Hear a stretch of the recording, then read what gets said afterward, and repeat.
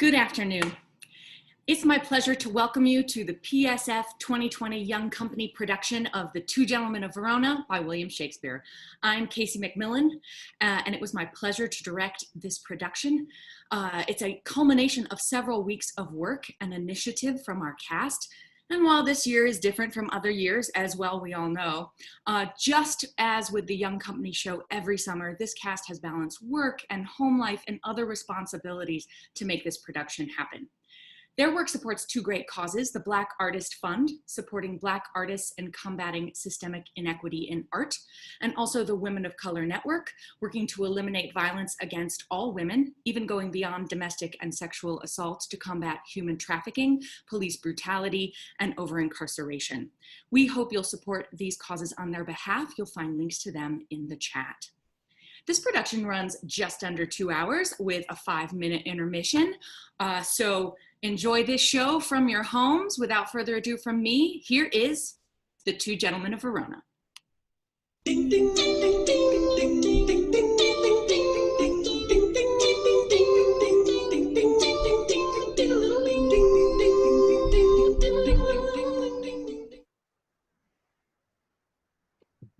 Cease to persuade, my loving Proteus. Home-keeping youth have ever homely wits. Were't not affection chains thy tender days to the sweet glances of thy honored love, I rather would entreat thy company to see the wonders of the world abroad. But since thou lovest, love still and thrive therein, e'en as I would when I to love begin. Wilt thou be gone? Sweet Valentine, adieu!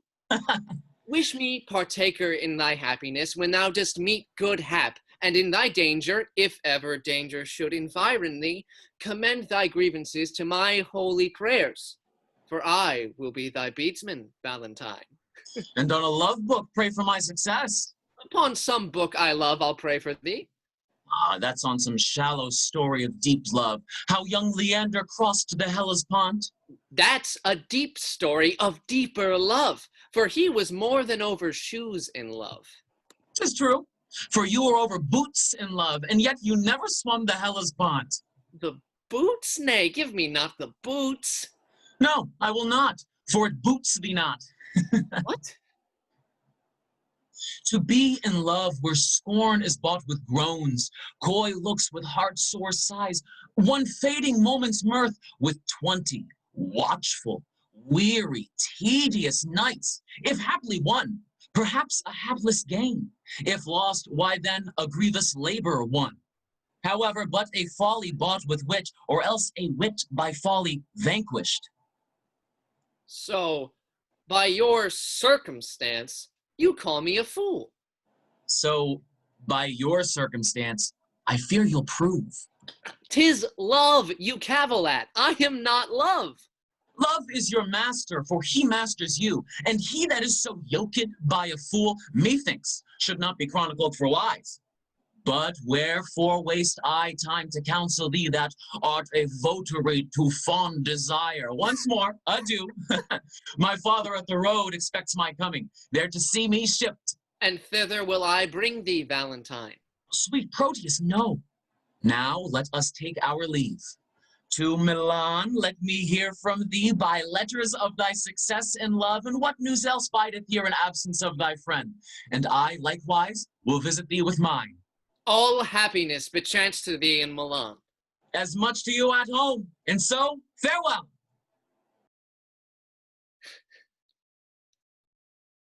He after honor hunts, I after love.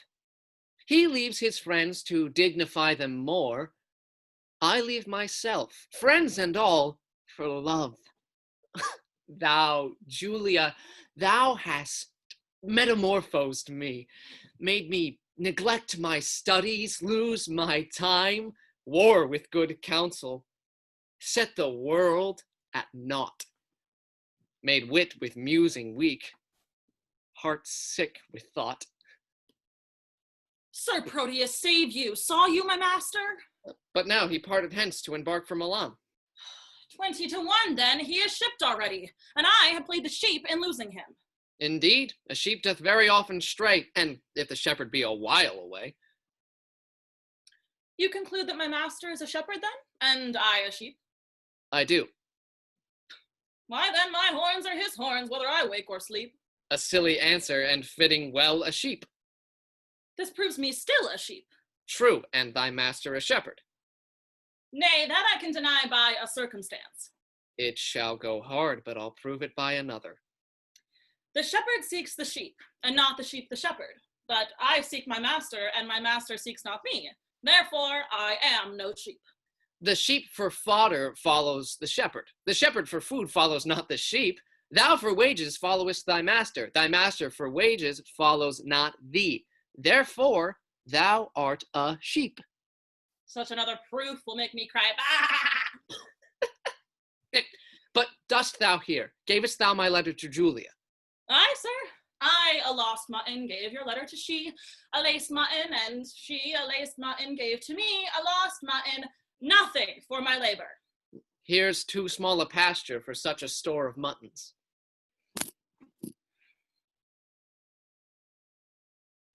Beshrew me, but you have a quick wit. Yet it cannot overtake your slow purse. Come, open the matter in brief. What said she? Open your purse, that the money and the matter may be both at once delivered. Well, sir, here is for your pains. What said she? Truly, sir, I think you'll hardly win her. Why, couldst thou perceive so much from her? Sir, I could perceive nothing at all from her. No, not so much as a ducat for my pains. And being so hard for me that brought your mind, I fear she'll be as hard on you for telling your mind. Give her no token, for she's stones. She's as hard as steel. What said she? Nothing? No, not so much as take this for thy pains. I testify your bounty, for I thank you. You have testerned me, and in requital whereof, carry your letters yourself. And so, sir, I'll commend you to my master. Go, be gone. To save your ship from wreck, which cannot perish having thee aboard, being destined to a drier death on shore. I must go send some better messenger. I fear my Julia would not deign my lines, receiving them from such a worthless post.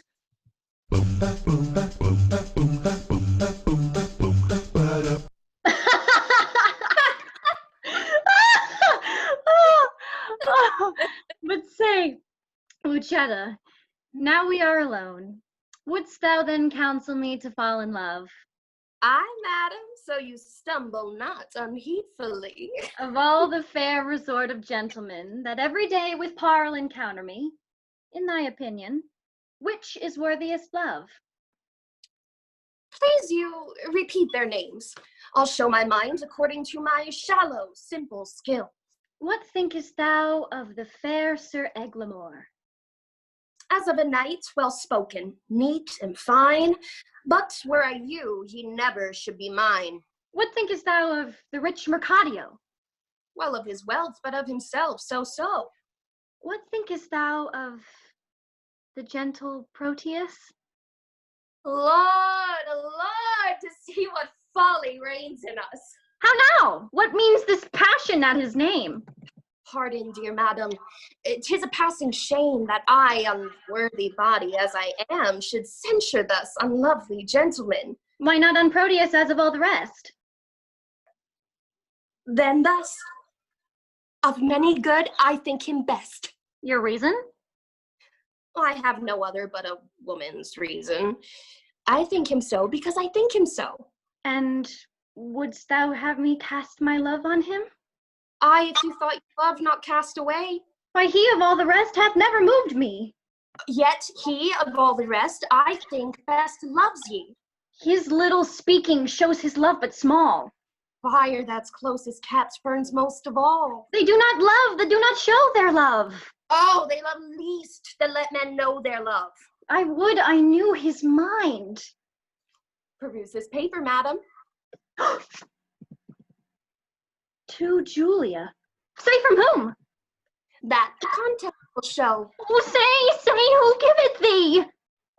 Sir Valentine's page, and sent, I think, from Proteus. He would have given it you, but I, being in the way, did in your name receive it. Pardon the fault, I pray. Now, by my modesty, a goodly broker, dare you presume to harbor wanton lines, to whisper and conspire against my youth? To plead for love deserves more fee than hate. Will you be gone? That you may ruminate.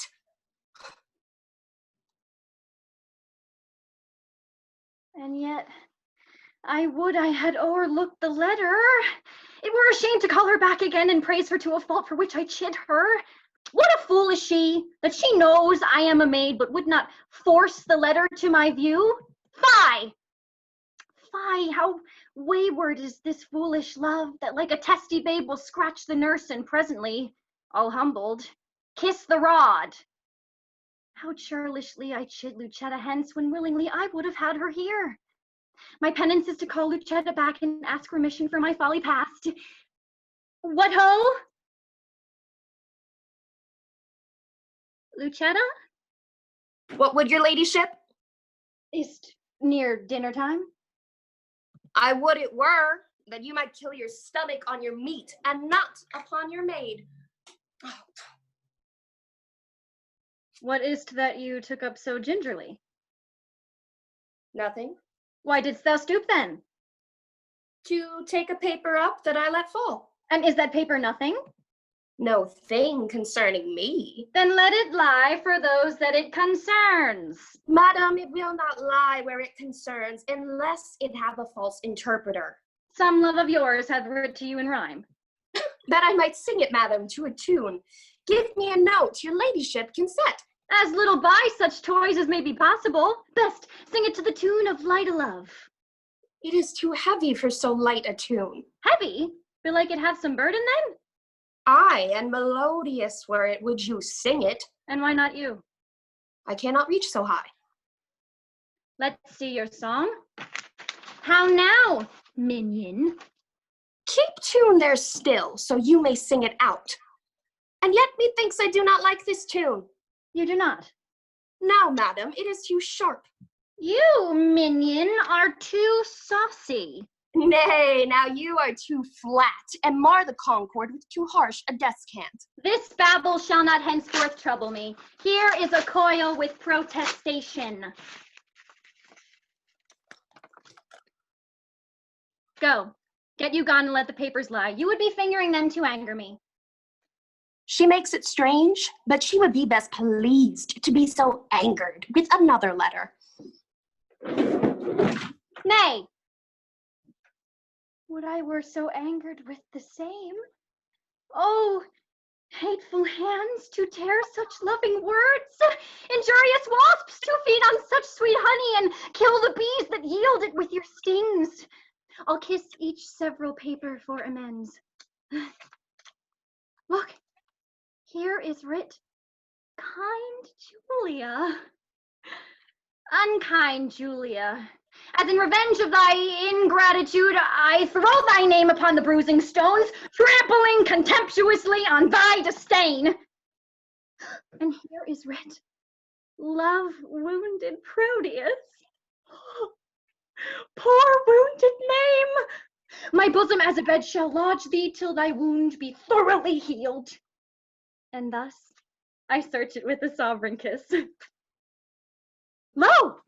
Here in one line is his name twice writ. Poor forlorn Proteus. Passionate Proteus. To the sweet Julia, that'll tear away. And yet I will not. Sit so prettily he couples it to his complaining names. Thus I will fold them one on another. Now kiss. Embrace. Contend. Do what you will. Madam, dinner is ready and your father stays. Well, let us go. What, shall these papers lie like telltales here? If you respect them, best to take them up. Nay, I was taken up for laying them down. Yet here they shall not lie for catching cold. I see you have a month's mind to them. Aye, madam. You may say what sights you see. I see things too, although you judge I wink. Come, come. Will it please you go?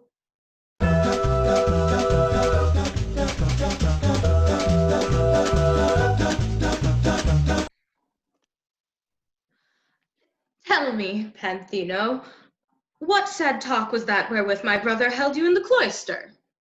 'Twas of his nephew Proteus, your son. What of him? He wondered that your ladyship would suffer him to spend his youth at home, while other men of slender reputation put forth their sons to seek preferment out, some to the wars to try their fortune there, some to discover islands far away, some to the studious universities. For any or for all these exercises, he said that Proteus, your son, was meet, and did request me to importune you to let him spend his time no more at home, which would be great impeachment to his age in having known no travel in his youth.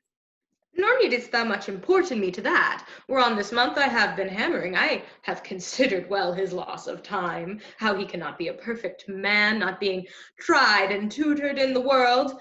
Experience is by industry achieved and perfected by the swift course of time. Tell me then, where I best to send him? I think your ladyship is not ignorant how his companion, youthful Valentine, attends the emperor in his royal court. I know it well. 'Twere good, I think, your ladyship sent him thither. There shall he practice tilts and tournaments, hear sweet discourse, converse with noblemen, and be an eye of every exercise worthy his youth and nobleness of birth. I like thy counsel. Well hast thou advised, and thou may perceive how well I like it. The execution of it shall make known. Even with the swiftest departure will I send him to the emperor's court.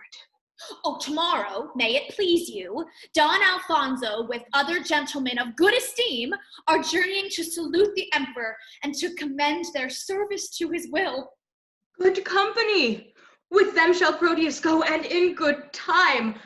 Now shall we break with him. Sweet love, sweet line, sweet life! Here is her hand, the agent of her heart. Here is her oath for love, her honor's pawn. That our parents would applaud our loves to seal our happiness with their consents. Heavenly Julia! How now? What letter are you reading? May it please your ladyship, 'tis a word or two of commendations sent from Valentine, delivered by a friend that came from him. Lend me the letter, let me see what news. There is no news, my lady, but that he writes how happily he lives, how well beloved and daily graced by the emperor, wishing me with him, partner of his fortune. And how stand you, affected to his wish? As one relying on his ladyship's will and not his friendly wish. My will is something sorted with his wish. Muse not that I thus proceed, for what I will, and there an end. I am resolved that thou shalt spend some time with Valentinus at the emperor's court. What maintenance from his friends he receives, like exhibition shall thou receive from me. Tomorrow, be in readiness to go. Excuse it not, for I am peremptory. My lady, I cannot be so soon provided. Please you, deliberate a day or two. Look, what thou wants shall be sent after thee. No more of stay. Tomorrow, thou must go.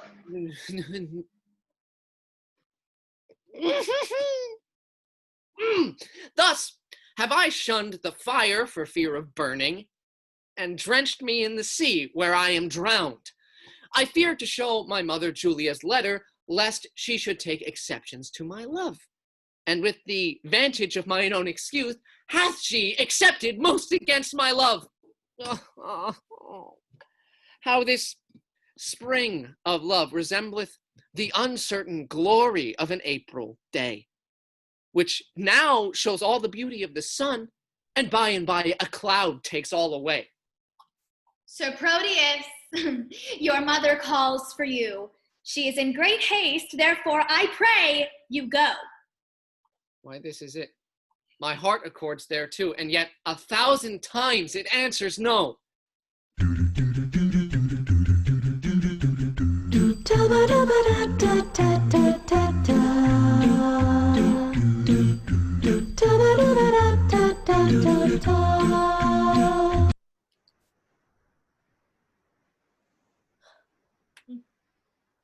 Sir, your glove.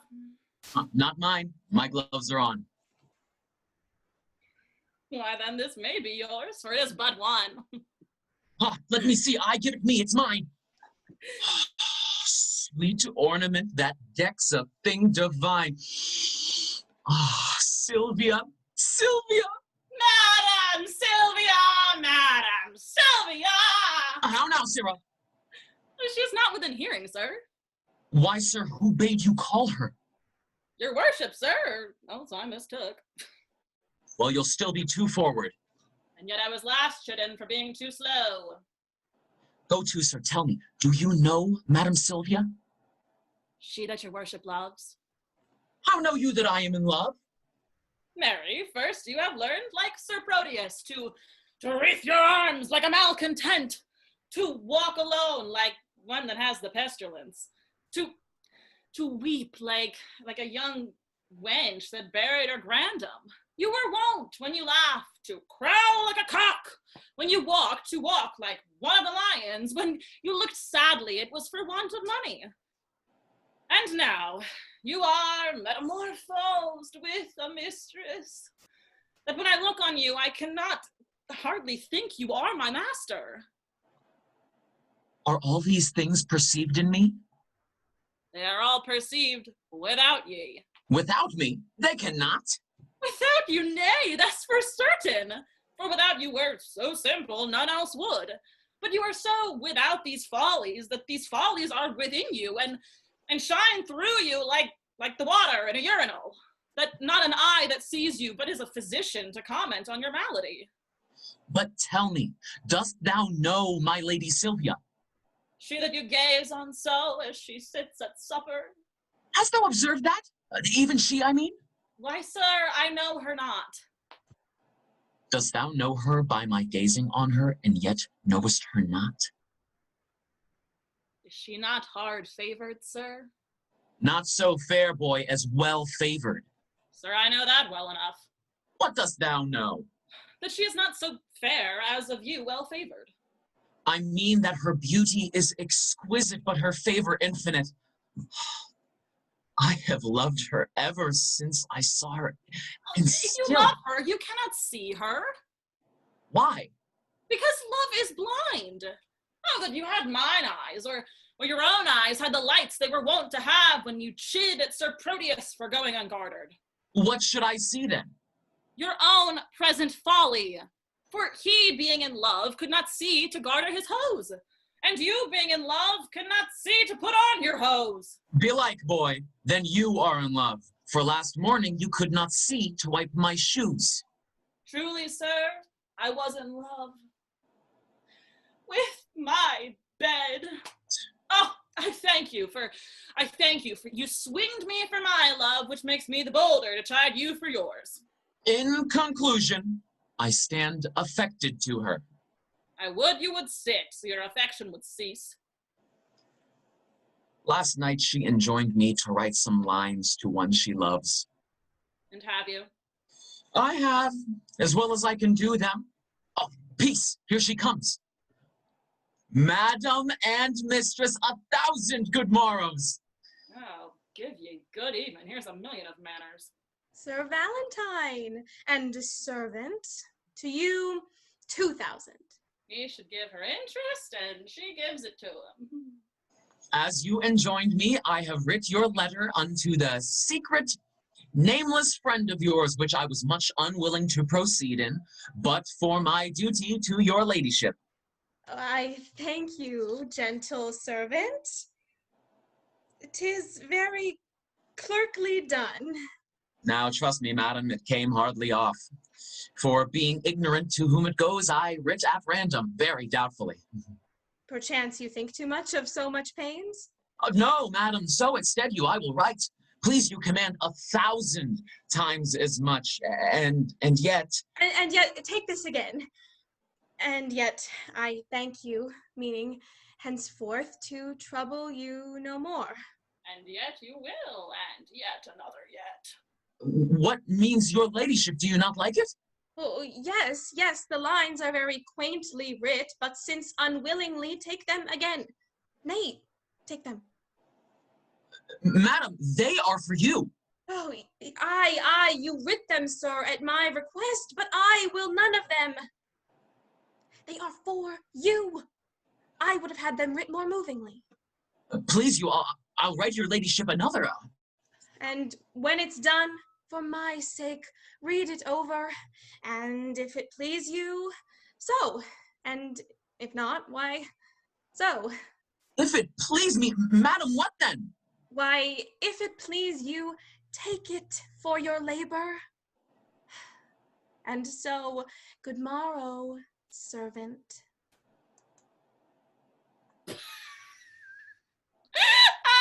Oh, just unseen, inscrutable, invisible, as a nose on a man's face, or as a weathercock on a steeple. Oh, excellent device!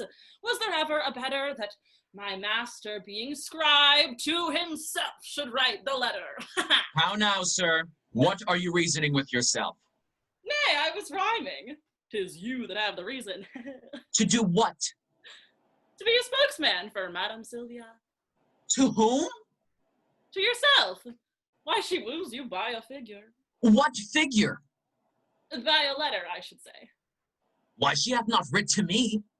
What needs she, when she hath made you write to yourself? Why, do you not perceive the jest? No! Believe me! No, believing indeed, sir. But did you perceive her earnest? She gave me none except an angry word. Why, she hath given you a letter. That's the letter I writ to her friend. And the letter hath she delivered, and there an end. I would it were no worse. I'll warrant you, 'tis as well. For often hath you writ to her, and she, in modesty, or fearing else some messenger that might her mind discover, herself hath taught her love himself to write unto her lover. All this I speak in print, for in print I found it. Why muse you, sir? 'Tis dinner time. I have dined. Aye, but hearken, sir, though the chameleon love can feed on the air, I am one that is nourished by victuals and would fain have meat. Oh, be not like your mistress. Be moved! Be moved!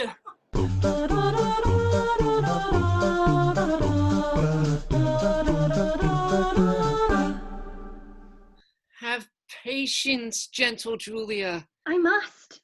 Where is no remedy. When possibly I can, I will return. If you turn not, you will return the sooner. Keep this remembrance, thy Julia's sake. Why then, we'll make exchange. Here, take you this. Here is my hand for my true constancy. And when that hour o'erslips me in the day wherein I sigh not, Julia, for thy sake, the next ensuing hour, some foul mischance torment me for my love's forgetfulness. My mother stays my coming. But Enter not, the tide is now. Oh, nay, not thy tide of tears. That tide will stay me longer than I should. Julia, farewell.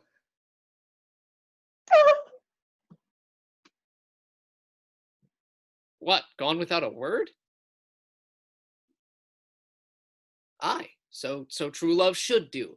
It cannot speak, for truth hath better deeds than words to grace it. Sir Proteus, you are stayed for. Go, I come. Alas, this parting strikes poor lovers dumb.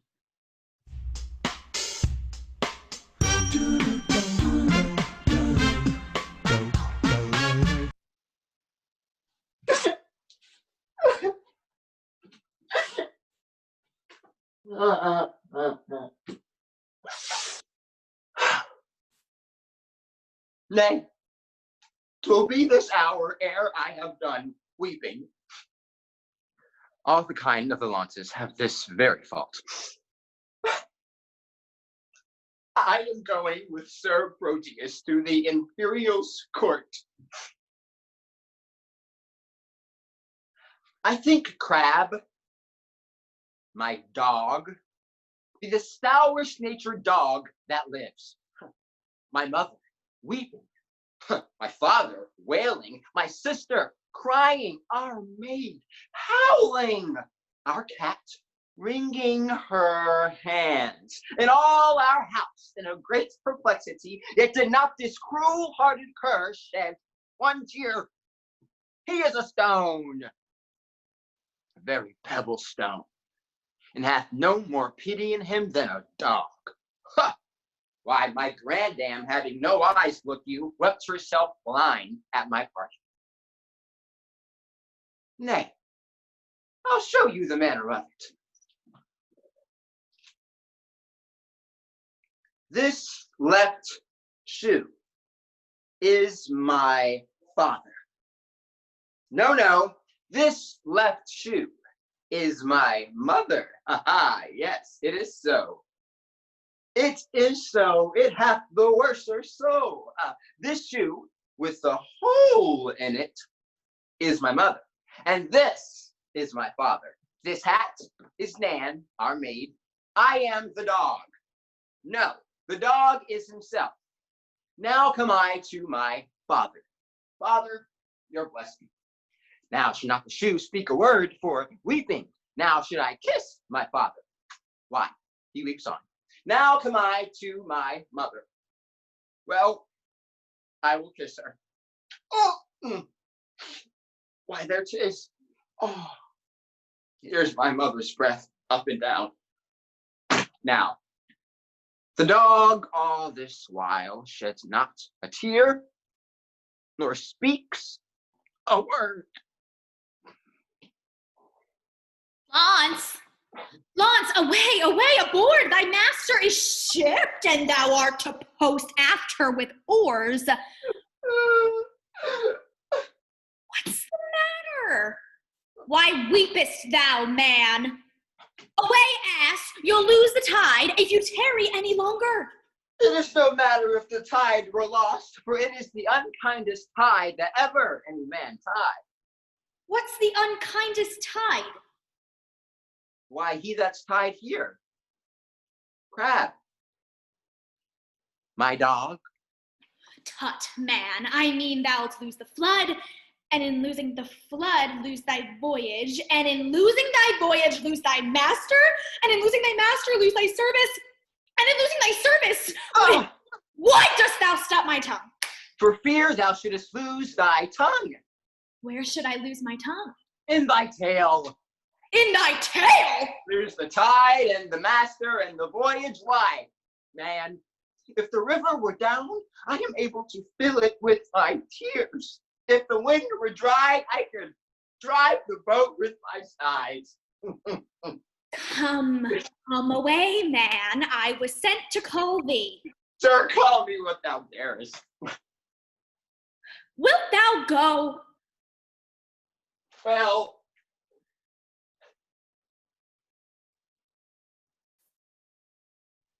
I will go.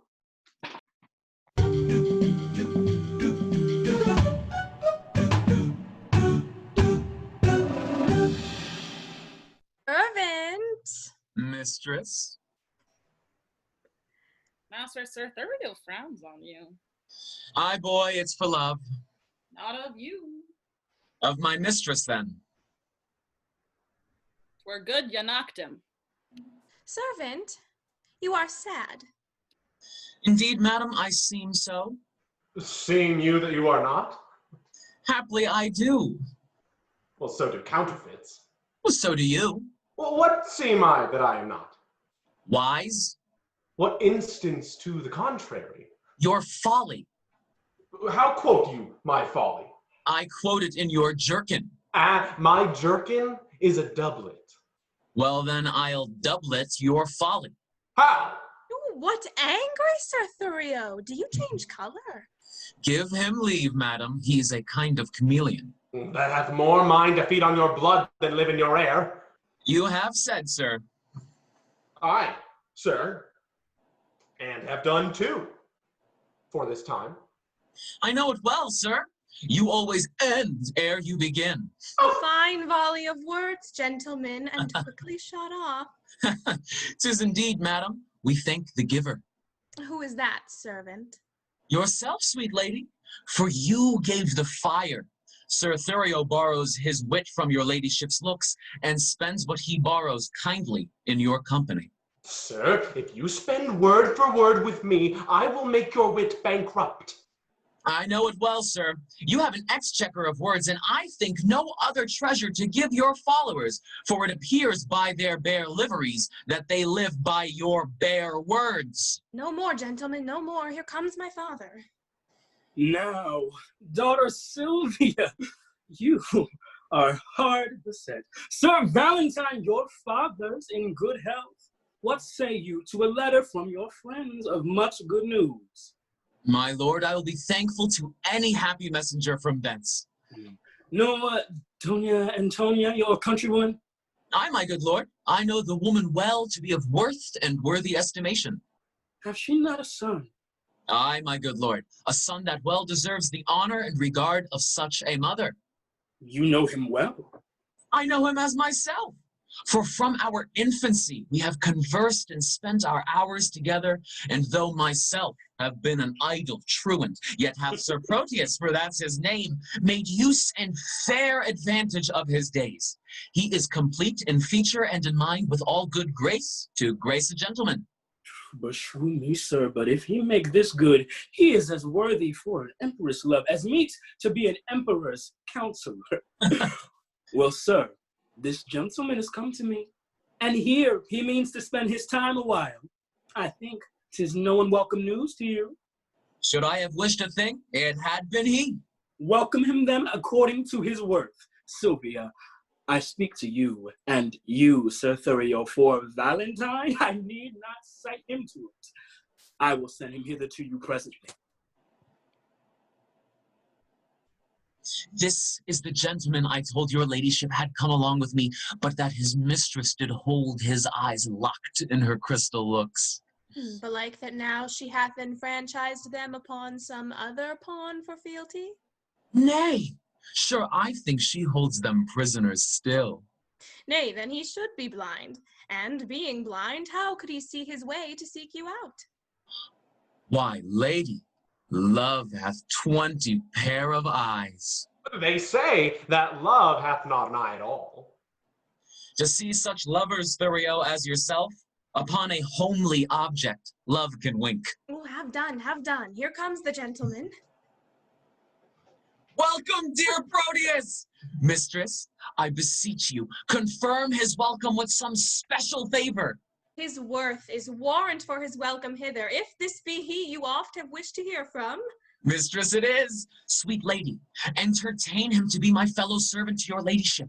Oh, too low a mistress for so high a servant. Not so, sweet lady, but too mean a servant to have a look of such a worthy mistress. Ah, leave off discourse of disability. Sweet lady, entertain him for your servant. My duty I will boast of, nothing else. And duty never yet did want his meed. Servant, you are welcome to a worthless mistress. I'll die on him that says so but yourself. That you are welcome? That you are worthless.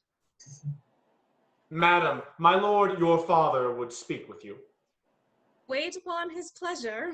Come, Sir Thurio, go with me. Once more, new servant, welcome. I'll leave you to confer of home affairs, and when you have done, we look to hear from you. We'll both attend upon your ladyship.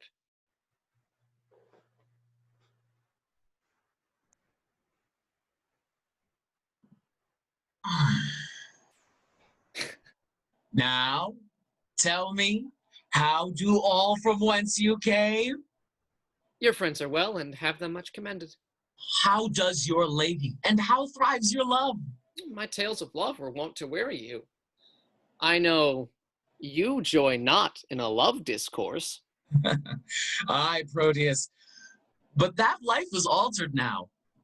For in revenge of my contempt of love, love hath chased sleep from my enthralled eyes, and made them watchers of mine own heart's sorrow. Oh, gentle Proteus, love's a mighty lord, and hath so humbled me, as I confess, there is no woe to his correction, nor to his service no such joy on earth.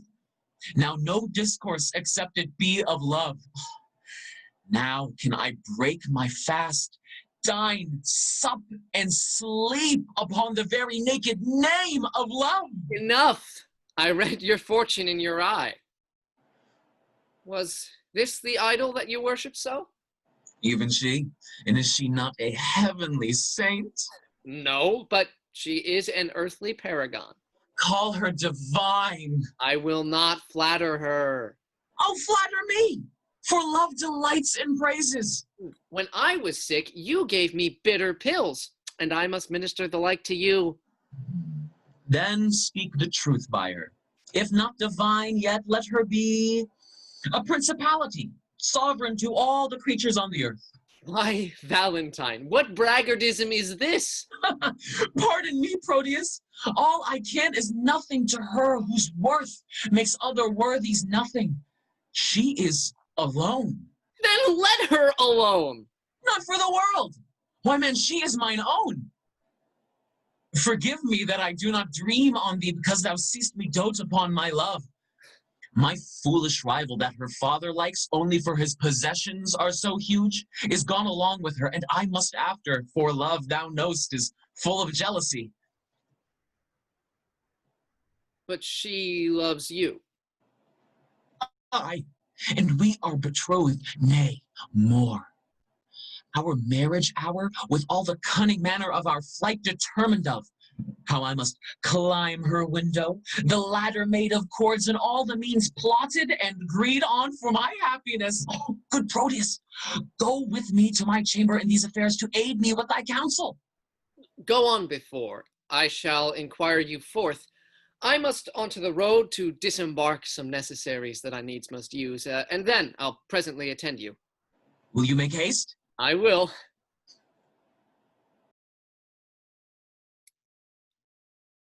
Even as one heat another heat expels, or as one nail by strength drives out another, so the remembrance of my former love is by a newer object quite forgotten. Is it mine or Valentine's praise, her true perfection, or my false transgression that makes me reasonless to reason thus? She is fair, and so is Julia that I love, that I did love. For now my love is thawed, which, like a waxen image against a fire, bears no impression of the thing it was. Methinks my zeal to Valentine is cold, and that I love him not as I was wont. But I love his mistress too much, and that is why I love him so little. If I can check my erring love, I will. If not, to compass her, I'll use my skill.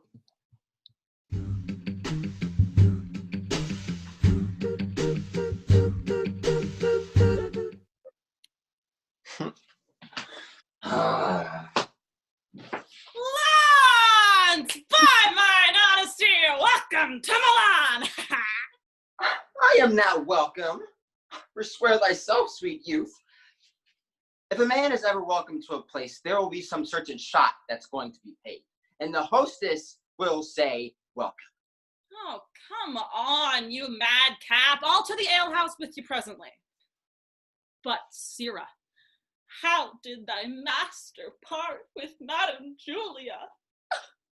Married. After they closed in earnest, they parted very fairly in jest. But shall she marry him? No, How then shall he marry her? no, neither. What, are they broken? No, they're both whole as fish. Why then how stands the matter with them? Marry thus. When it stands well with him, it stands well with her. What an ass art thou! I understand thee not. What a block art thou that thou canst not? But tell me true, will it be a match? Ask my dog. If he say aye, it will. If he say no, oh, it will. If he shake his tail and say nothing, oh.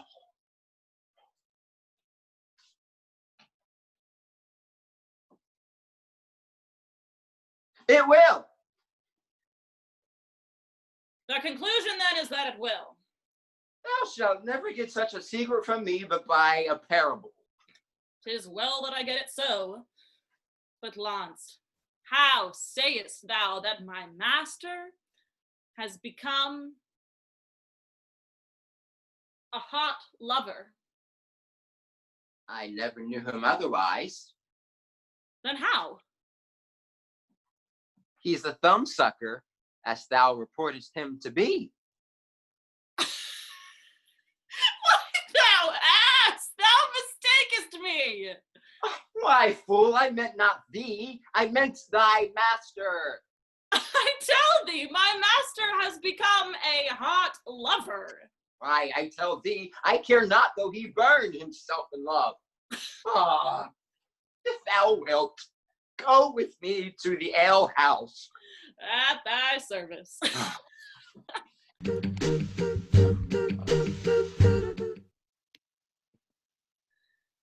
To leave my Julia shall I be forsworn. To love fair Sylvia shall I be forsworn. To wrong my friend I shall be much forsworn. And even that power which gave me first my oath provokes me to this threefold perjury. Love bade me swear, and love bids me forswear. At first I did adore a twinkling star, but now I worship a celestial sun. Unheedful vows may heedfully be broken. I cannot leave to love, and yet I do. But there, I leave to love where I should love. Julia, I lose, and Valentine, I lose. If I keep them, I needs must lose myself. I cannot now prove constant to myself without some treachery used to Valentine. This night he meaneth with a corded ladder to ascend celestial Sylvia's chamber window, myself in counsel his competitor. Now presently I'll give her father notice of their disguising and pretended flight, who, all enraged, shall banish Valentine, for Thurio, he intends, shall wed his daughter. But Valentine being gone, I'll cross Thurio's dull proceeding with some sly trick. Oh, love, lend me wings to make my purpose swift, as thou hast lent me wit to plot this drift.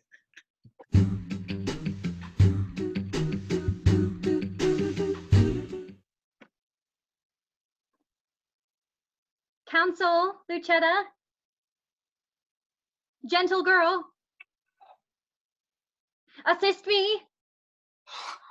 And even in kind love do I conjure thee, to lessen me and tell me by some good mean, how, with my honor, I may undertake a journey to my loving Proteus. Alas, the way is weary so long. A true devoted pilgrim is not weary to measure kingdoms with his feeble steps, much less shall she that hath love wings to fly when the flight is made to one so dear and of such divine perfection as Sir Proteus.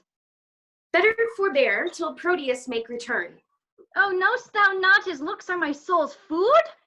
Didst thou know the inly touch of love, thou wouldst as soon go kindle fire with snow as seek to quench the fire of love with words.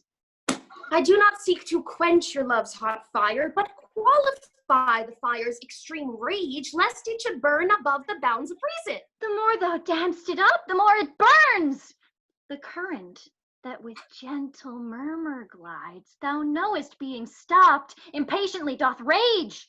But when his fair course is not hindered, he makes sweet music with the enameled stones, giving a gentle kiss to every sedge he overtaketh in his pilgrimage. And so, by many winding nooks he strays, with willing sport to the wild ocean. Then let me go, and hinder not my course. I'll be as patient as a gentle stream, and make a pastime of each weary step, till the last step hath brought me to my love, and there I'll rest, as after much turmoil a blessed soul doth in Elysium. But in what habit will you go?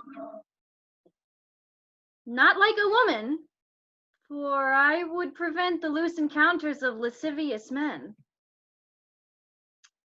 Gentle Lucetta, fit me with such weeds as may beseem some well-reputed page.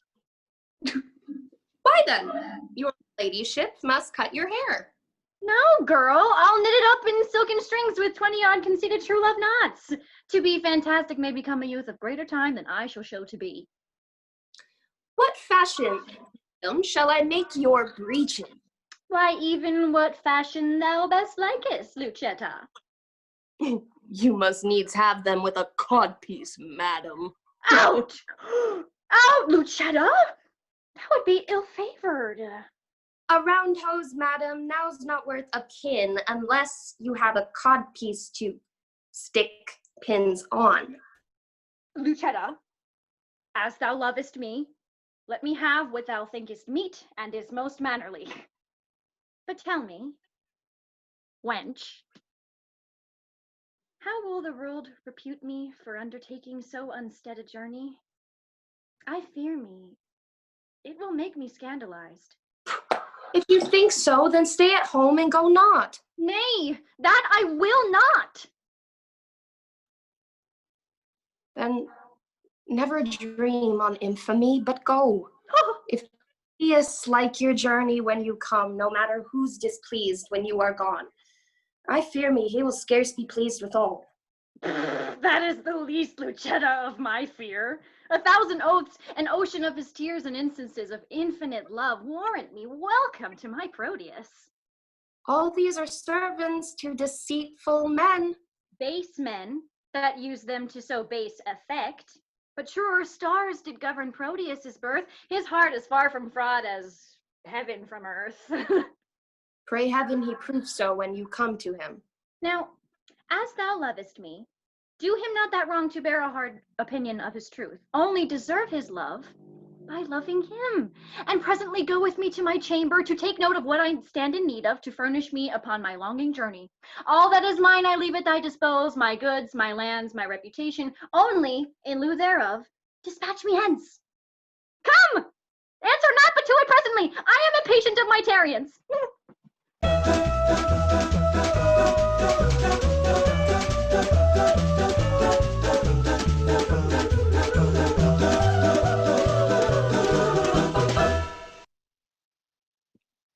Now, tell me, Proteus, what's your will with me?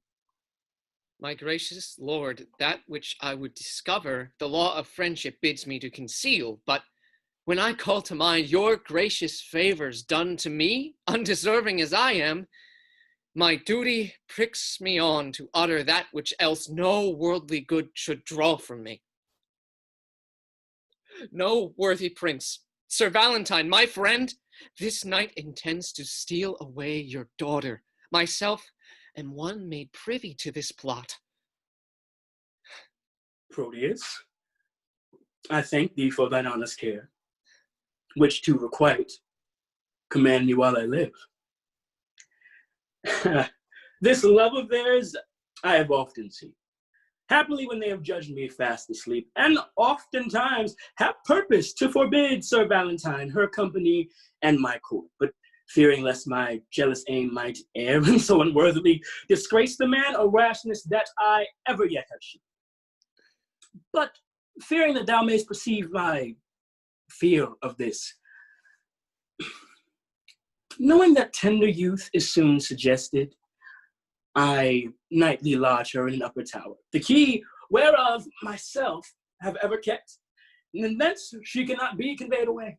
No, noble lord, they have devised a mean how he her chamber window will ascend, and with a corded ladder fetch her down, for which the youthful lover now is gone, and this way comes he with it presently, where if it please you, you may intercept him. But, good my lord, do it so cunningly that my discovery be not aimed at, for love of you, not hate unto my friend, have made me publisher of this pretense. Upon mine honor, he shall never know I had any light from thee of this. Adieu, my lord, Sir Valentine is coming. Sir Valentine! Whither away so fast? Please it your grace, there is a messenger that stays to bear my letters to my friends, and I'm going to deliver them. Be they of much import? The tenor of them doth but signify my health and happy being at your court. Nay then, no matter, stay with me a while. I am to break with thee of some affairs that touch me near, wherein thou must be secret. 'Tis not unknown to thee that I have sought to match my friend Sir Thurio to my daughter. I know it well, my lord, and sure, the match were rich and honorable. Besides, the gentleman is full of virtue, bounty, worth, and qualities beseeming such a wife as your fair daughter. Cannot your grace win her to fancy him? No, she is peevish, sullen, froward, proud, disobedient, sullen, lacking duty, neither regarding that she is my child, nor fearing me as if I were her father. And may I say to thee, this pride of hers, upon advice, have drawn my love from her.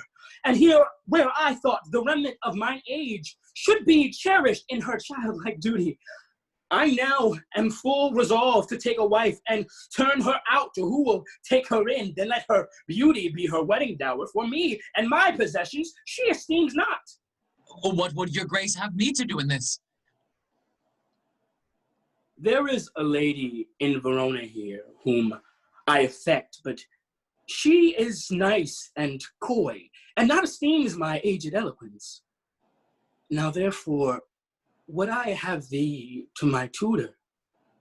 For long gone I have forgot to court. Besides, the fashion of the time is changed, how and which way I may bestow myself to be regarded in her sun-bright eye. Win her with gifts if she respect not words. Dumb jewels often in their silent kind more than quick words do move a woman's mind. But she, is promised by her friends unto a youthful gentleman of worth, and kept severely from the resort of men, that no man have access by day to her. Why then I would resort to her by night. Aye, but the doors be locked and keys kept safe, that no man have recourse to her by night. What lets but one may enter at her window? Her chamber is a law far from the ground, and built so shelving that one cannot climb it without apparent hazard of his life. Why then a ladder quaintly made of cords to cast up with a pair of anchoring hooks would serve to scale another hero's tower so bold, Leander would adventure it. Now, as thou art a gentleman of blood, tell me where I may procure this ladder. When would you use it? Pray, sir, tell me that. This very night, for love is like a child that longs for everything he can come by. By 7 o'clock, I'll get you such a ladder. Oh, but hark thee, I will go to her alone. How shall I best convey the ladder thither? It will be light, my lord, that you may bear it under a cloak that is of any length. Oh, a cloak as long as thine will serve the turn. Aye, my good lord. Then let me see thy cloak. I will get me a cloak of such another length. Oh, why, any cloak will serve the turn, my lord. How shall I fashion me to wear a cloak? I pray thee, let me feel thy cloak upon me.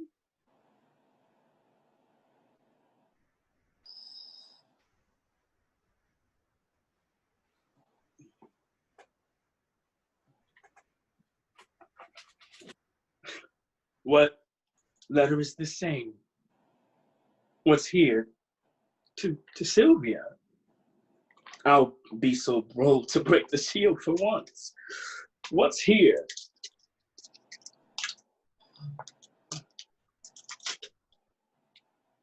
Sylvia, this night I will enfranchise thee. 'Tis so. Why, fates and for thou art Merab's son, wilt thou aspire to guide the heavenly car and with thy daring folly burn the world? Wilt thou reach the stars because they shine on thee? Go, base intruder, overweening cur, bestow thy fawning smiles on equal mates, and think my patience more than thy desert is privilege for thy departure hence. Thank me for this more than all the favors which are too much I have bestowed on thee. But if thou linger in my territories longer than swiftest expedition will give thee time to leave our royal court, by heaven, my wrath shall far exceed the love I ever bore thy daughter, or ever bore my daughter or thyself. Be gone, I will not hear thy vain excuse, but as thou lovest thy life, make speed from hence. And why not death rather than living torment? To die is to be banished from myself, and Sylvia is myself. Banished from her is self from self, a deadly banishment. What light is light if Sylvia be not seen? What joy is joy if Sylvia be not by, unless it be to think that she is by and feed upon the shadow of perfection? Except I be by Sylvia in the night, there is no music in the nightingale. Unless I look on Sylvia in the day, there is no day for me to look upon. She is my essence, and I leave to be if I be not by her fair influence fostered, illumined, cherished, kept alive. I fly not death to fly his deadly doom. Tarry I here, I but attend on death. But fly I hence, I fly away from life.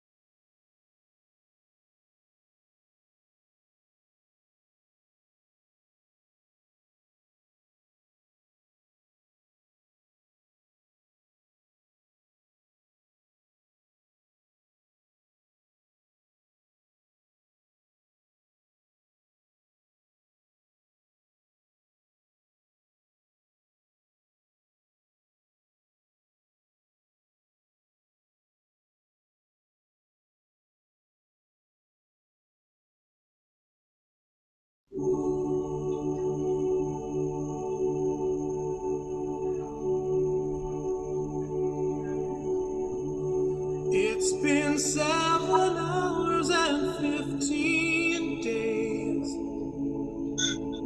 since you took your love away.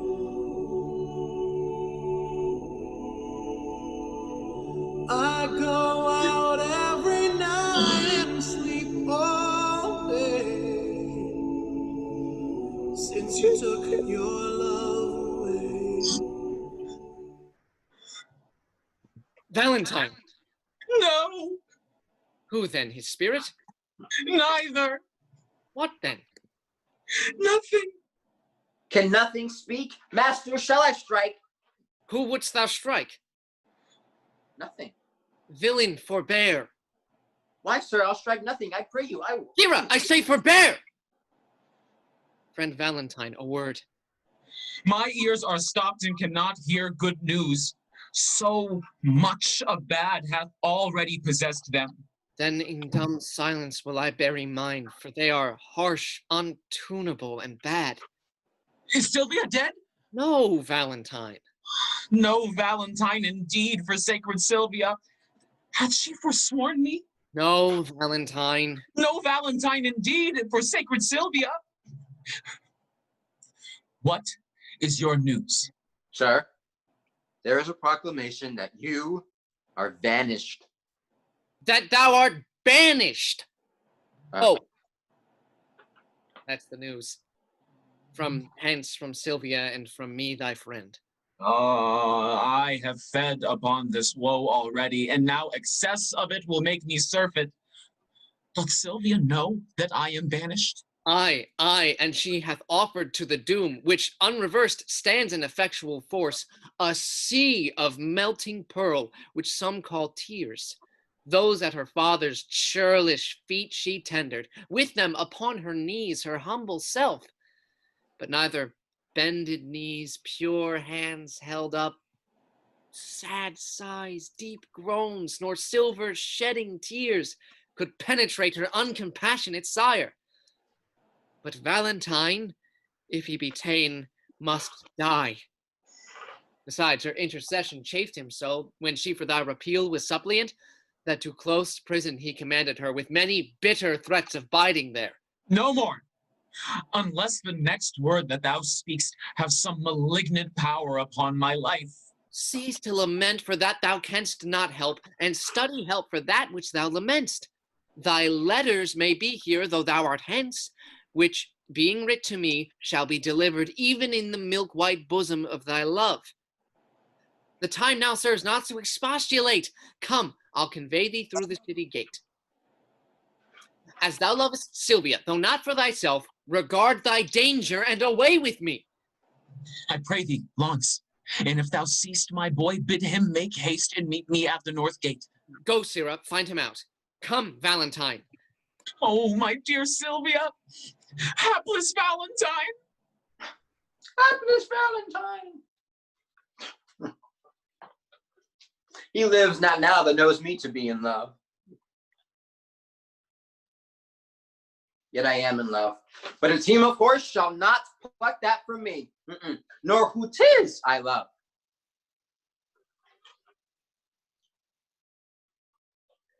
And yet 'tis a woman. But what woman? I will not tell myself.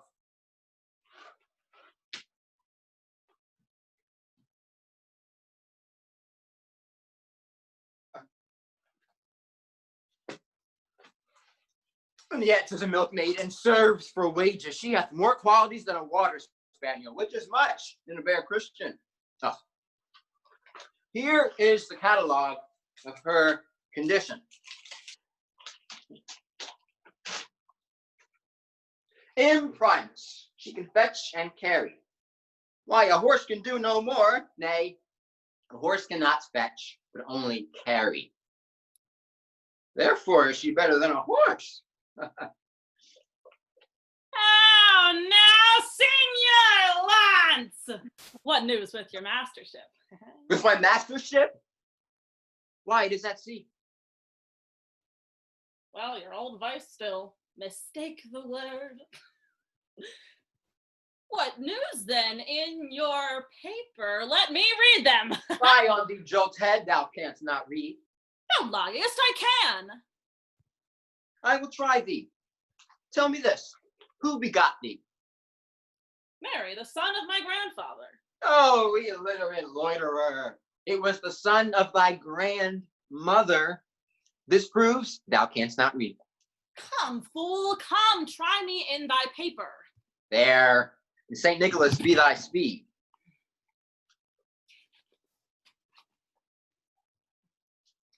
Imprimis, she can fetch and carry. Aye, that she can.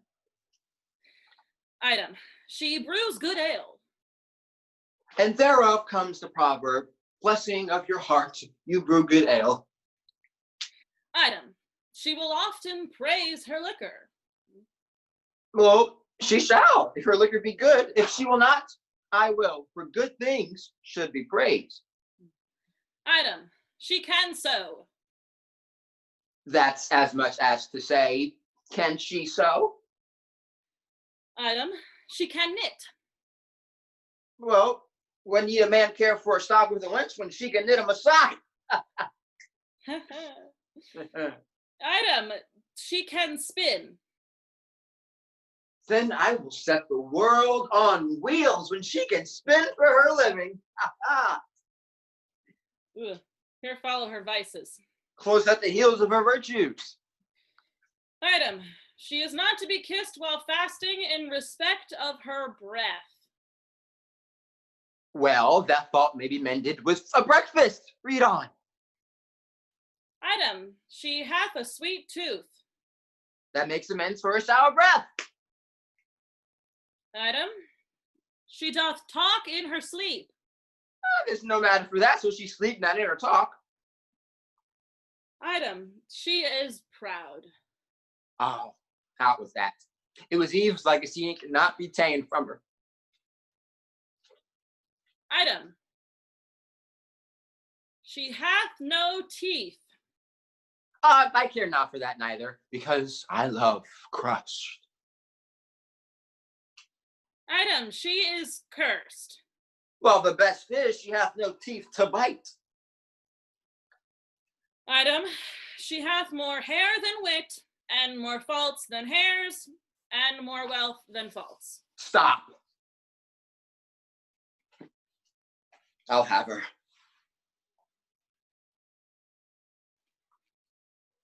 What then? Why, I will tell thee that thy master stays for thee at the north gate. For me? For thee. Aye, who art thou? He hath stayed for a better man than thee. And must I go to him? Thou must run to him, for thou hast stayed so long that going will scarce serve the turn. Why didst not tell me sooner? Out the pox of your love letters! Now will he be swinged for reading my letter, an unmanly cur who will thrust himself into secrets. Oh. I'll after to rejoice in the boy's correction.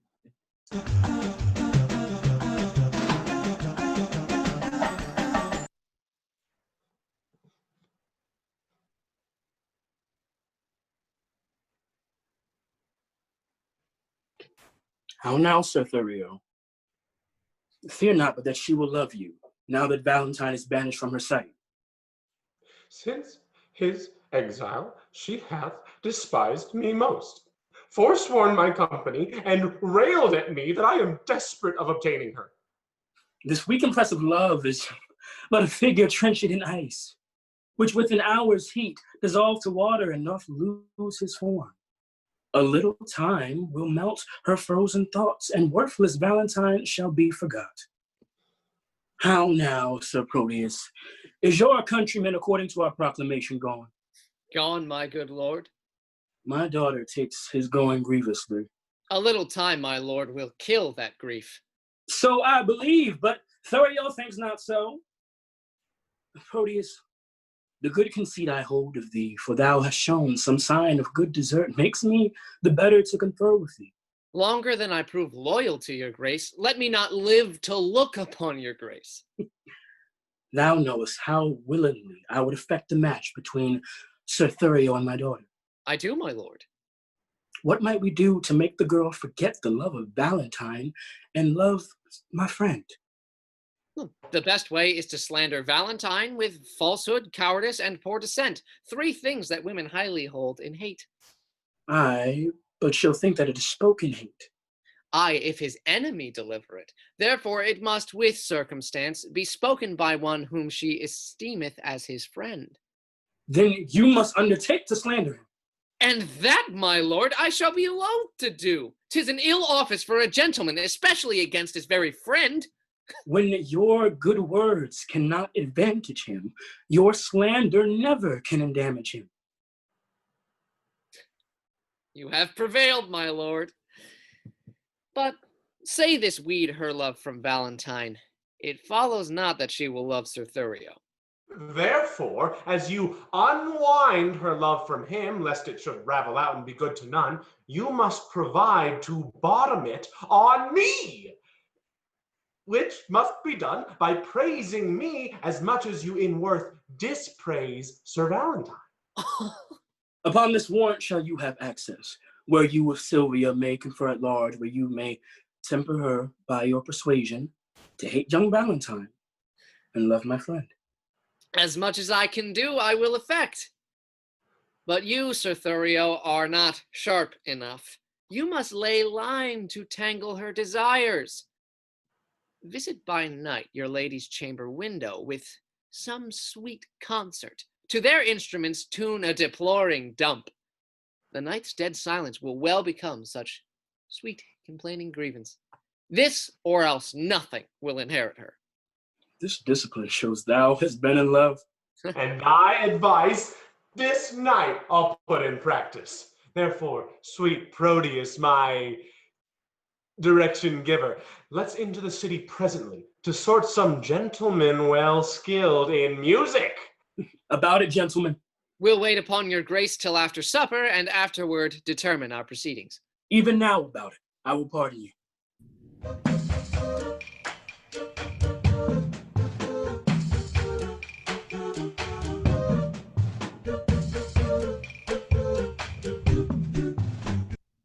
Fellows, stand fast. I see a passenger. If there be 10, shrink not, but out with them. Sir, and throw us what you have about ye. If not, we will make you sit and rifle you. Oh, I am undone. These are the villains that all the travelers do fear so much. My friends! That is not so, sir. We are your enemies. Peace. We'll hear him. Aye, by his beard will we, for he is a proper man. Then know that I have little wealth to lose. A man, I am crossed with adversity. My riches are these poor habiliments, of which, if you should here disfurnish me, you take the sum and substance that I have. Whither travel you? To Verona. Whence came you? From Milan. Have you long sojourned there? Some 16 months, and longer might have stayed if crooked fortune had not thwarted me. What, were you banished thence? I was. For what offense?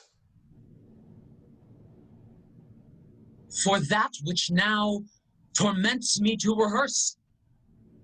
I killed a man, whose death I much repent. Oh, why ne'er repent it if it were done so?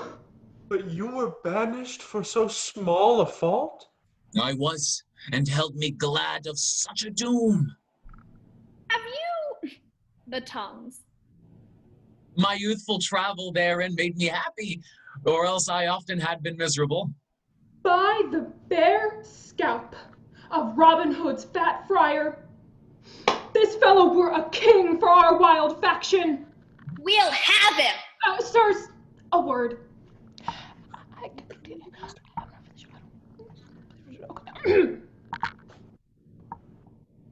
Tells this.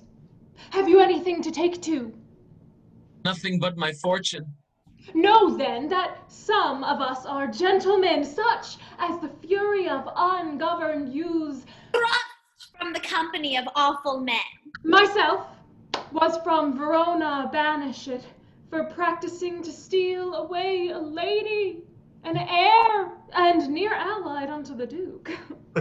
And I from Mantua, for a gentleman who, in my mood, I stabbed into the heart. And I for such petty crimes as these. But to the purpose, for we cite our faults that they may hold excused our lawless lives. And partly seeing you are beautified with goodly shape, and by your own report, a linguist and a man of such perfection as we do in much quality want.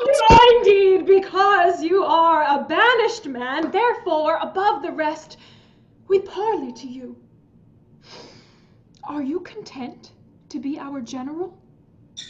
To make a virtue of necessity and live as we do in this wilderness? What sayest thou?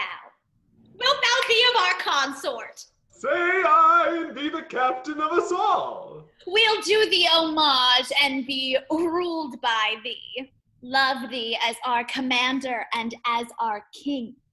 But if thou scorn our courtesy, thou diest. Yeah, thou shalt not live to brag what we have offered. I take your offer and will live with you, provided you do no outrages on vulnerable women or poor passengers. No, we detest such vile, base practices. Come, go with us. We'll bring thee to our cruise. And show thee all the treasure we have got, which with ourselves all rest at thy dispose. Huzzah! Huzzah!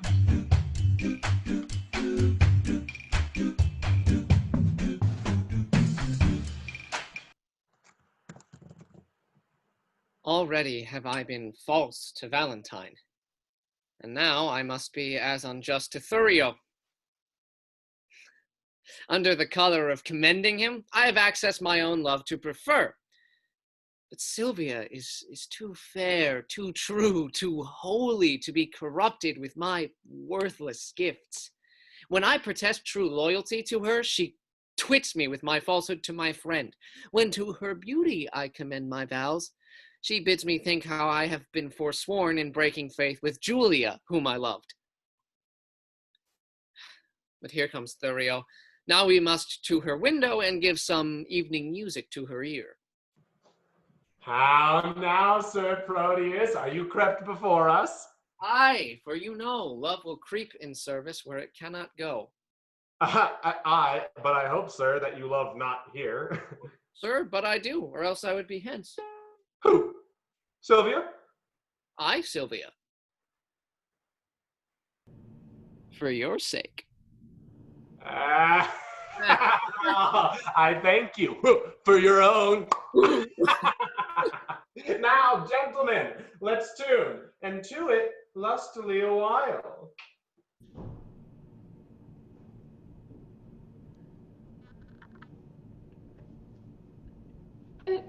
Now, my young guest, methinks you're melancholy. I pray you, why is it? Marry, mine host, because I cannot be merry. Oh, come, we'll have you merry. I'll bring you where you shall hear music and see the gentleman that you've asked for. But shall I hear him speak? Aye, that you shall. That will be music. Sylvia, this one's for you. I know I'm not like all the other guys, but I have something none of them have. Money. Where it began, I can't begin to know it, but then I know it's going strong. Was it the spring? And spring became a summer. Who'd have believed you'd come along? And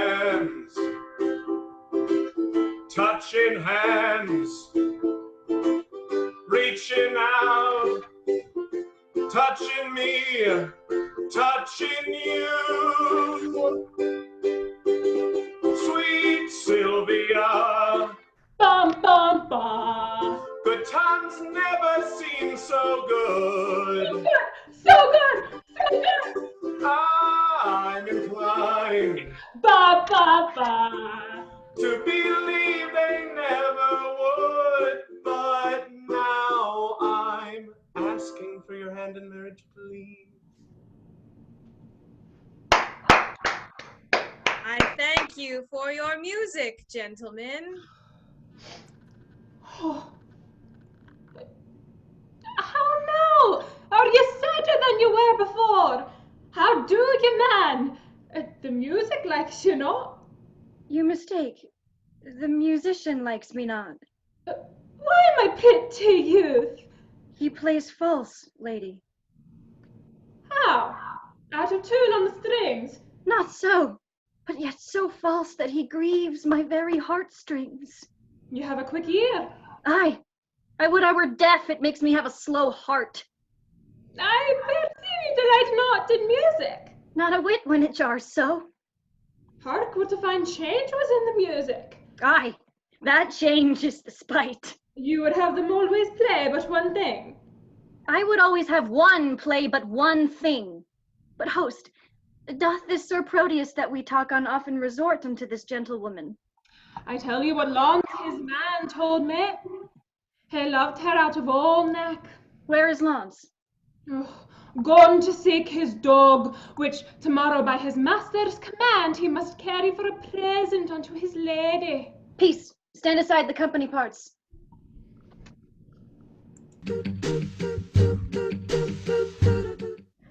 Adam, good even to your ladyship. Who is that spake? One lady, if you knew his pure heart's truth, you would quickly learn to know him by his voice. Sir Proteus, I take it. Sir Proteus, gentle lady, and your servant, What's your will?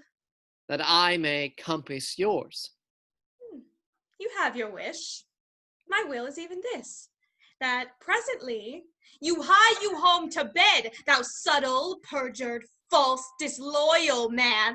Thinkest thou I am so shallow, so conceitless, to be seduced by thy flattery that hath deceived so many with thy vows?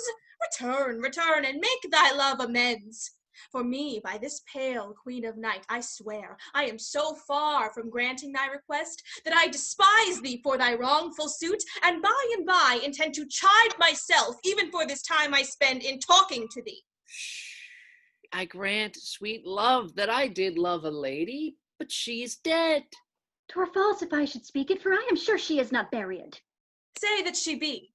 Yet Valentine, thy friend, survives, to whom thyself art witness, I am betrothed. And art thou not ashamed to wrong him with thy importunacy? I likewise hear that Valentine is dead. And so suppose am I, for in his grave assure thyself my love is buried. Sweet lady, let me rake it up from the earth. Oh, go to thy lady's grave and call hers thence, or at the least in her sepulchre thine. He heard not that. Madam, if your heart be so obdurate, vouchsafe me yet your picture for my love. For since the substance of your perfect self is else devoted, I am but a shadow, and to your shadow must I make true love. If 'twere a substance, you would sure deceive it, and make it but a shadow as I am. I am very loath to be your idol, sir. But since your falsehood shall become you well to worship shadows and adore false shapes, send to me in the morning, and I'll send it. And so, good rest. As wretches have o'er night that wait for execution in the morn.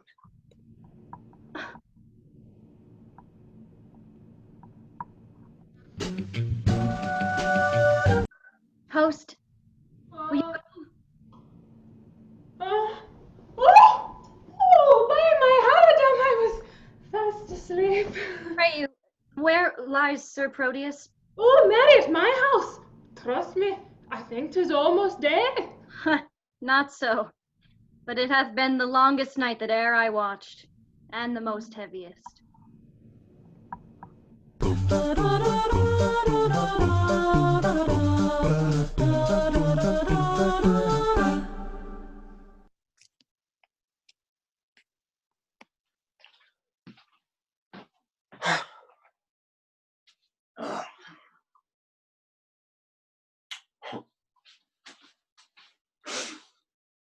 When a man's servant shall play the cur with him, look you, it goes hard. One that I brought up of a puppy, one that I saved from drowning when 3 or 4 of his blind brothers and sisters went to it. I was sent to deliver him as a present to Mistress Sylvia from my master. And I came no sooner into the dining chamber, but he steps me to her trencher and steals her captain's leg. Oh, 'tis a foul thing when a cur cannot keep himself in all companies.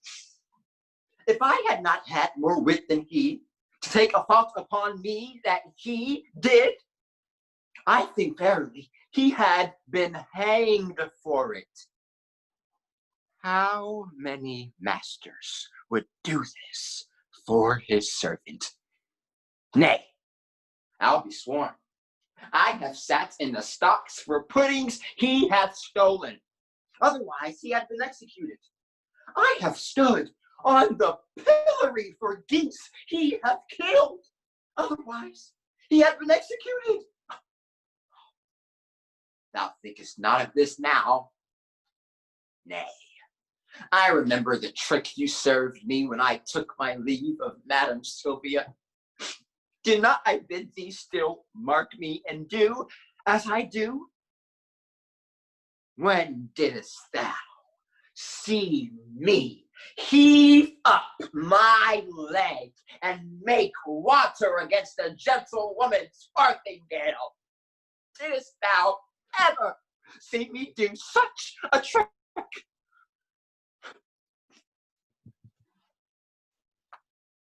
Sebastian is thy name. I like thee well, and will employ thee in some present service. In what you please, I'll do what I can. I hope thou wilt. Well, how now, you peasant? Where have you been these last 2 days loitering? Marry, sir, I carried Mistress Sylvia the dog you bade me. And what said she to my little jewel?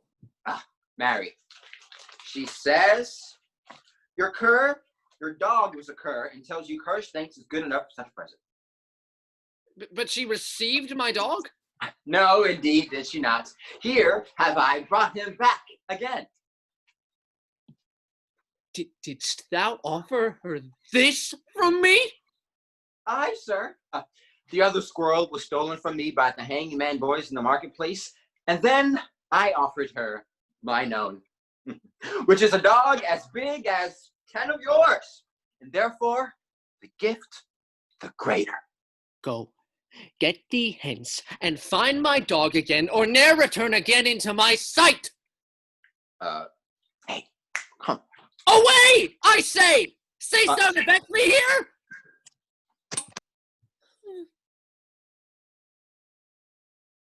Sebastian, I have entertained thee, partially because I have a need of such a youth who can with some discretion do my business, for 'tis no trusting to yond foolish lout.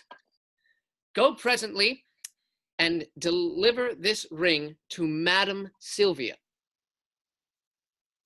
She loved me well, delivered it to me.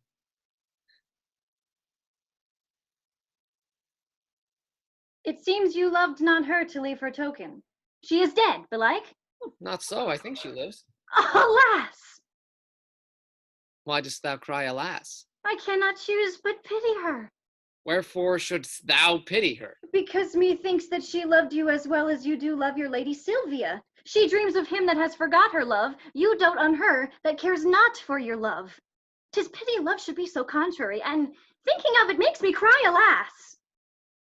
Well, give her that ring, and therewithal this letter. That's her chamber. Tell my lady I claim the promise for her heavenly picture. Your message done, hie home unto my chamber, where thou shalt find me sad and solitary.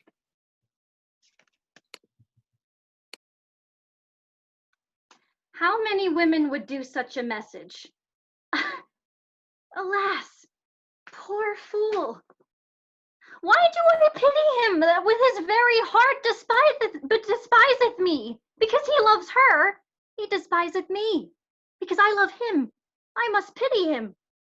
This ring I gave him when he parted from me, to bind him to remember my goodwill, and now am I, unhappy messenger, to plead for that which I would not obtain, to carry that which I would have refused, to praise his faith which I would have dispraised. Yet will I woo for him, but yet so coldly as heaven it knows I would not have him speed.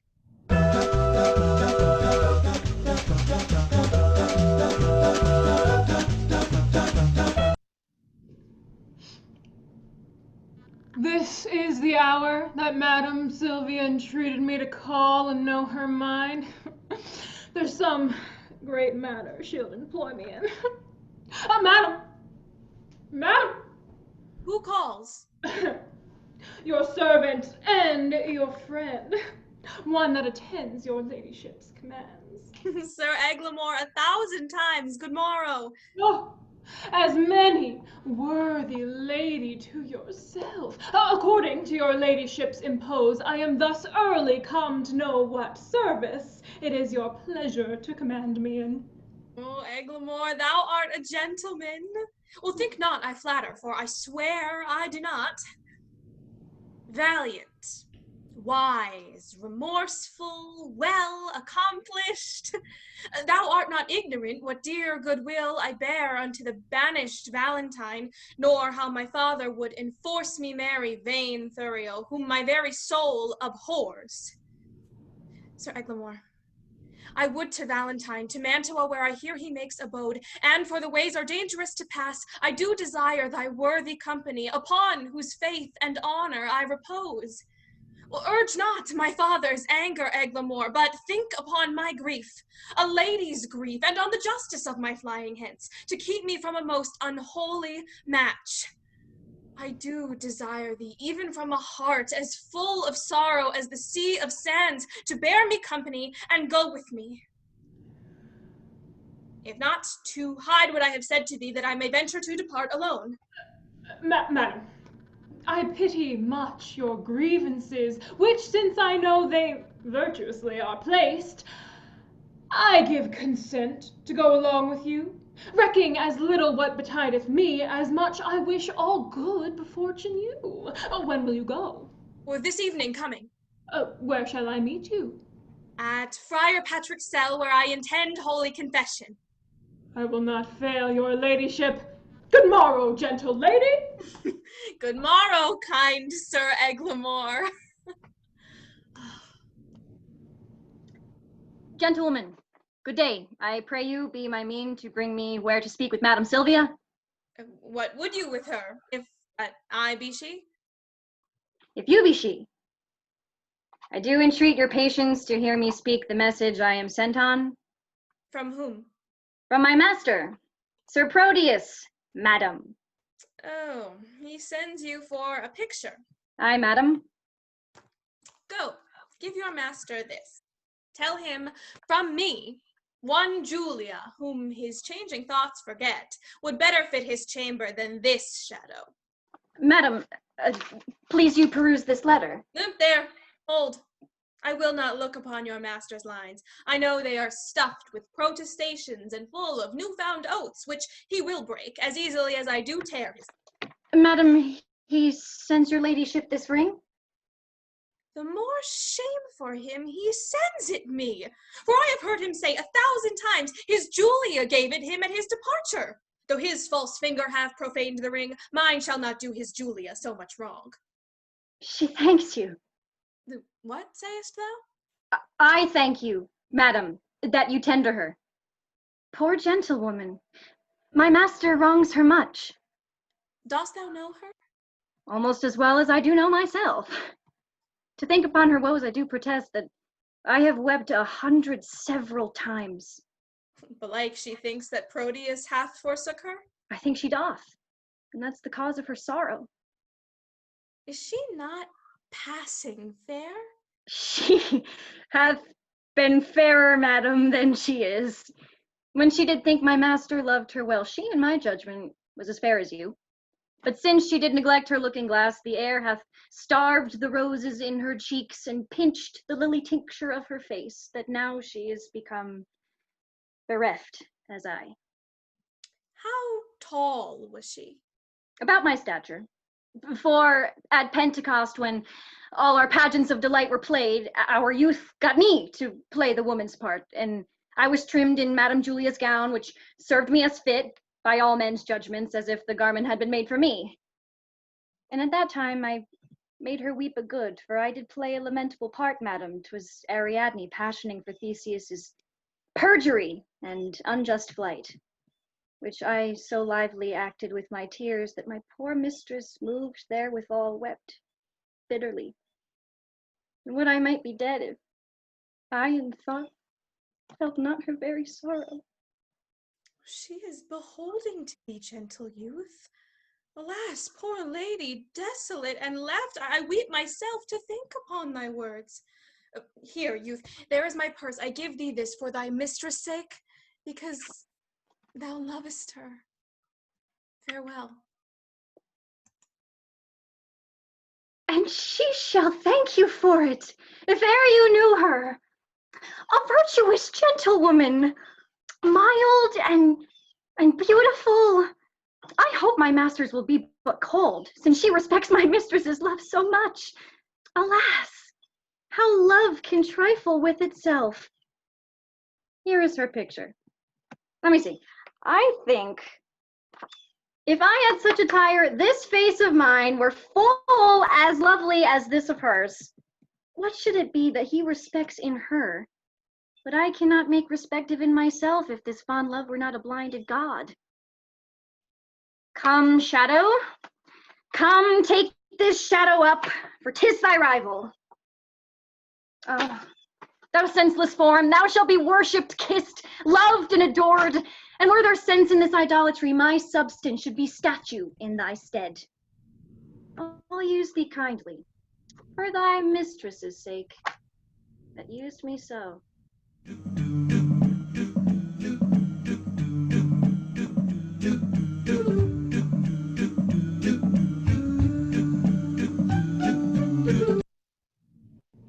The sun begins to gild the western sky, and now it is about the very hour that Sylvia at Friar Patrick's cell should meet me.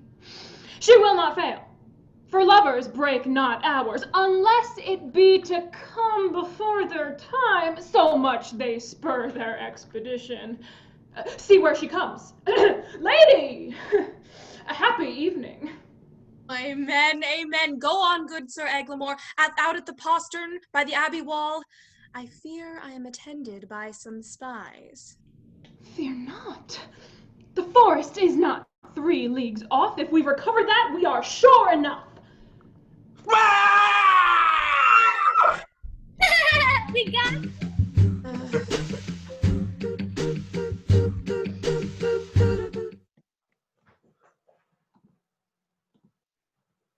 Sir Proteus, what says Sylvia to my suit? Oh, sir, I find her milder than she was. And yet, she takes exceptions at your person. Of what? That my leg is too long? No, that it is too little. I'll wear a boot to make it somewhat rounder. The love will not be spurred to what it loathes. What says she to my face? She says it is a fair one. Nay, then, the wanton lies. My face is gold. How likes she my discourse? Ill when you talk of war. But well when I discourse of love and peace. But better indeed when you hold your peace. What says she to my valor? Oh, sir, she makes no doubt of that. She needs not when she knows it's cowardice. Oh, what says she to my birth? That you are well derived. True, from a gentleman to a fool. Considers she my possessions? Oh, aye, and she pities them, Wherefore? That such an ass should owe them. that they are out by lease. Here comes the Duke. How now, Proteus? How now, Thurio? Which of you saw Sir Iglamore of late? Not I. Nor I. Saw you my daughter? Neither. Why then, she's fled unto that peasant Valentine, and Iglamore is in her company. 'Tis true, for Friar Lawrence met them both as he and Penance wandered through the forest. Him he knew well, and guessed that it was she.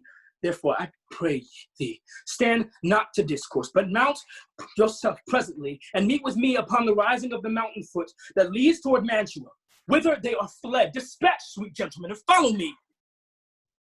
Well, this it is to be a peevish girl that flies her fortune when it follows her. All after. More to be revenged on Eglamour than for the love of reckless Sylvia. And I will follow. More for love of Sylvia than hate of Eglamour. And I will follow.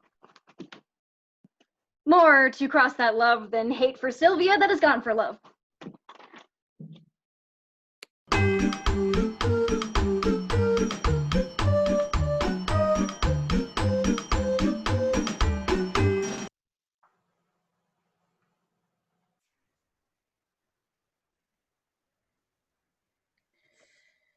A thousand more mischances than this one have learned me how to brook this patiently. Come, bring her away. Where is the gentleman that was with her? Being nimble-footed, he hath outrun us. Come, I must bring you to our captain's cave. Fear not, he bears an honorable mind, and will not use a woman lawlessly. Ooh, Valentine, this I endure for thee.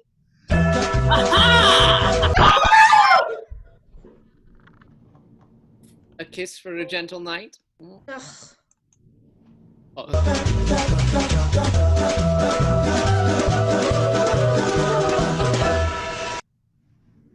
How use doth breed a habit in a man. This shadowy desert, unfrequented woods, I better brook than flourishing people downs. Here can I sit, alone, unseen of any, and to the nightingale's complaining notes tune my distresses and record my woes. Oh, would you leave me be? The joke. What hallowing and what stir is this today? Withdraw thee, Valentine. Who's this comes here? Madam, this service I have done for you, though you respect not aught your servant doth, to hazard life and rescue you from him that would have forced your honor and your love. Vouchsafe me for my meed but one fair look. A smaller boon than this I cannot beg, and I'm sure less than this you cannot give. How like a dream is this I see and hear. Love, lend me patience to forbear a while. Oh, miserable, unhappy that I am. Well, unhappy were you, madam, ere I came, but by my coming I have made you happy? By thy approach thou makest me most unhappy. And me when he approacheth to your presence. Had I been seized by a hungry lion, I would have been a breakfast to the beast, rather than have false Proteus rescue me. Oh, heaven be judge how I love Valentine, whose life's as tender to me as my soul, and full as much, for more there cannot be. I do detest false, perjured Proteus. Therefore, be gone, solicit me no more. What dangerous action, stood it next to death, would I not undergo for one calm look? Oh, 'tis the curse in love, where women cannot love where they're beloved. Where Proteus cannot love when he's beloved. Read over Julia's heart, thy first, best love, for whose dear sake thou didst then rend thy faith into 1,000 oaths, and all those oaths descended into perjury to love me. Well, thou hast no faith left now, unless thou'st two, and that's far worse than none. Better have none than plural faith, which is too much by one. thou counterfeit to thy true friend. In love, who respects friend? All men, Thou but friend of an Proteus. ill fashion!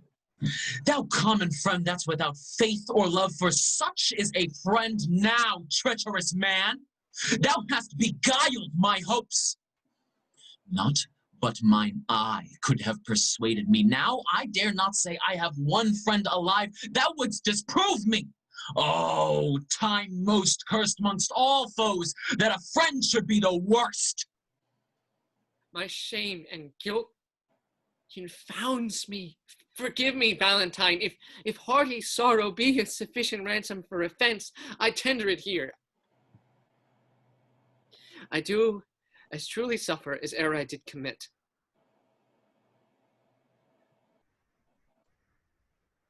Then I am paid. And once again, I do receive thee honest. Who by repentance is not satisfied is nor of heaven nor earth, for these are pleased. By penitence the eternal's wraths appeased. Me unhappy. Look to the boy. Why, boy, why? Now. What's the matter? Look up, speak. Good sir, my master charged me to deliver a ring to Madame Sylvia, which, out of my neglect, was never done. Where is that ring, boy? Here 'tis. This is it. How? Let me see. Why, this is the ring I gave to Julia. Oh, cry you mercy, sir, I have mistook. This is the ring you sent to Sylvia. But how camest by this ring? At my depart, I gave this unto Julia. And Julia herself did give it thee. And Julia herself hath brought it hither. How, Julia? Behold her, that gave aim to all thy oaths and entertained them deeply in her heart. How oft hast thou cleft with perjury the root, O Proteus! Let this habit make thee blush. Be thou ashamed that I have took upon me such an immodest raiment. If shame live in a disguise of love, it is the lesser blot modesty finds. Women to change their shapes, than men their minds. Than men their minds. 'Tis true. Oh, heaven. Were man but constant, he were perfect. That one error fills him with faults, makes him run through all the sins. Inconstancy falls off ere it begins. What is in Sylvia's face, but I may spy more fresh in Julia's with a constant eye? Come, a hand from either. Let me be blessed to make this happy close. 'Twere pity two such friends should be long foes. Bear witness, heaven, I have my wish forever. A prize! A prize! Forbear, I say. It is my lord the Duke. Your grace is welcome to a man disgraced. Banished Valentine. Sir Valentine? Yonder is Sylvia, and Sylvia's mine! Thurio, give back or else embrace thy death. Come not within the measure of my wrath. Do not name Sylvia thine, if once again Verona shall not hold thee. Here she stands. Take but possession of her with a touch. I dare thee but to breathe upon my love. Sir Valentine, I care for her not, I hold him but a fool that will endanger his body for a girl that loves him not. I claim her not, and therefore she is thine. Or degenerate and base art thou, to make such means for her as thou hast done, and to leave her on such slight conditions.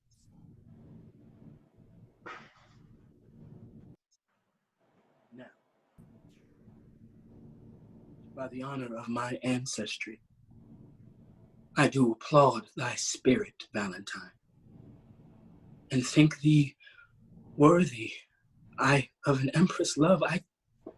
I forget all former griefs, cancel all grudge, repeal thee home again, plead a new state in thy unrivaled merit, to which I thus subscribe, Sir Valentine. Thou art a gentleman, and well derived. Take thou thy Sylvia, for thou hast deserved her. I thank your grace. The gift hath made me happy. I now beseech you, for your daughter's sake, to grant one boon that I shall ask of you. I grant it for thine own, whate'er it be.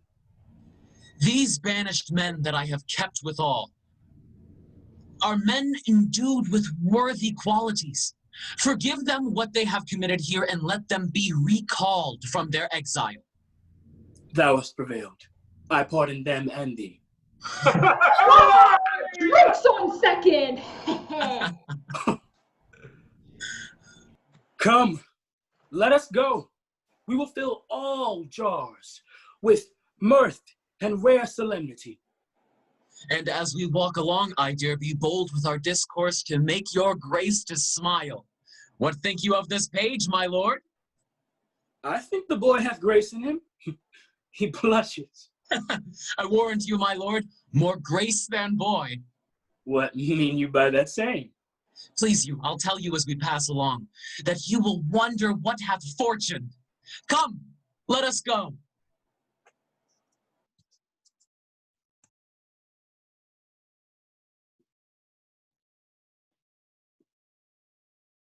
Well, Julia?